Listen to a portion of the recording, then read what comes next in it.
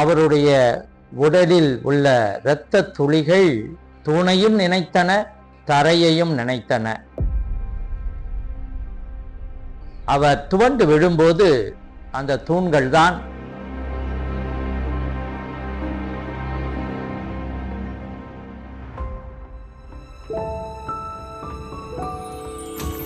எல்லாம் உனக்காக.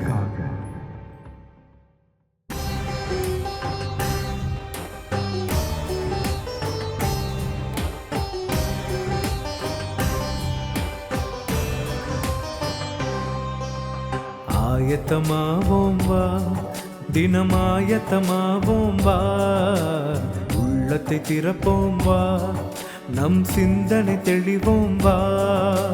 40 நாளில் மாற்றம் துவங்க ஆராய்ந்தறிவோம் வா. இந்த 40 நாளில் மாற்றம் துவங்க ஆராய்ந்திடுவோம் வா. நல்வழியை தேர்ந்தே வா, இறை வார்த்தையில் நடப்போம் வா.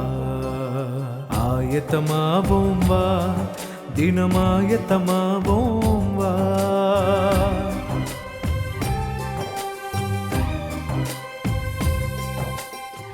இன்றைய நாளிலே இயேசு கட்டப்பட்டு அடிக்கப்பட்ட அந்த கல்தூணை பற்றி சற்று சிந்திப்போம். இக்கல்தூணில் குற்றவாளிகளை கசையால் அடித்தார்கள்.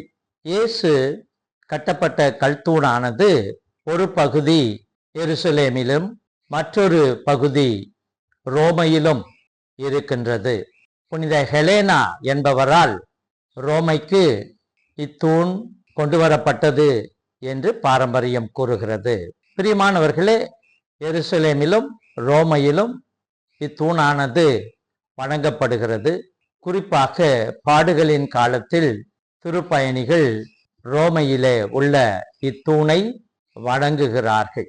புனித பொருளை நாம் வணங்கும் போது அந்த புனித பொருளோடு தொடர்புடைய அன்பர்களையும் நிகழ்வுகளையும் நாம் நினைத்து பார்க்கின்றோம்.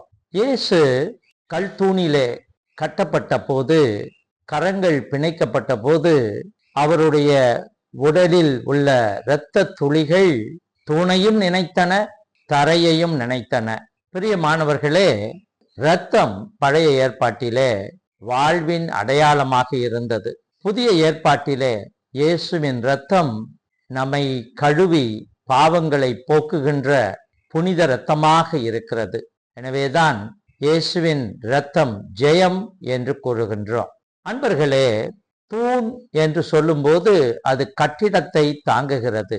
தூண் என்று சொல்லும்போது வீட்டை தாங்குகிறது. இயேசுவையும் தூண்கள் தாங்கிக் கொண்டன. அவர் துவண்டு விழும்போது அந்த தூண்கள் தான் அவரை தாங்கிக் கொண்டன. பிரியமானவர்களை, தூணை பற்றி தியானிக்கும் போது இன்று வலியவர்கள் தூண்களாக அதிகாரத்தில் இருக்கும்போது சமூகத்திலும் சரி, திரு அவையிலும் சரி, வலுவிழந்த மக்களை தாங்கிக் கொள்கின்ற தூண்களாக அவர்கள் இருக்க வேண்டும். வளமையில் உள்ளவர்கள், வசதி படைத்தவர்கள் திரு அவையிலும் சரி, சமூகத்திலும் சரி, வசதி இல்லாதவர்களை, வறுமை நிலையில் உள்ளவர்களை தாங்கிக் கொள்ள வேண்டும். இயேசு நம் வாழ்வை தாங்குகின்ற தூணாக இருக்கிறார். எப்படி நம்மை தாங்கி பிடித்துக் கொள்கின்றாரோ அதே போல நாமும் வலுவிழந்தவர்களை, வறியவர்களை தாங்கும் தூண்களாக இருக்க அழைக்கப்படுகிறோம். மன்றாடுவோம். ஓ இயேசுவே, மது இரத்தத்தால் வாழ்வளித்தவரே, மது இரத்தத்தால் எம்மை கழுவி எம் பாவங்களை போக்கும். ஓ இயேசுவே, எம் வாழ்வின் தூணாக இருப்பவரே, நாங்கள் எங்கள் வாழ்விலே வறியவர்களையும் வலுவிழந்தவர்களையும் தாங்குகின்ற தூண்களாக திகழ அருள் புரியும். உயிர்ப்பை நோக்கி பயணிக்கின்ற நாங்கள் நம்பிக்கை இழந்து விடாமல், துவண்டு விடாமல்,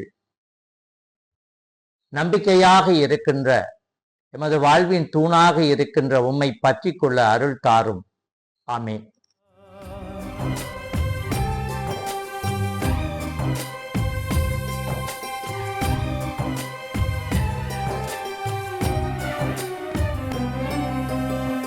சாம்பல் பூசி சரணடைவோம், ஒற்றுமையாய் ஜெபித்திடுவோம், ஆற்றல் வேண்டி தவம் இருப்போம், உறுதியோடு நிலைத்திருப்போம்.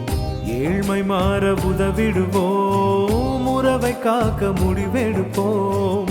வேதம் கூறும் வழி நடப்போம், இறைவனிலே இணைந்திருப்போம். ஆயத்தமாவோம், நாம் ஆயத்தமாவோம், ஆயத்தமாவோம்.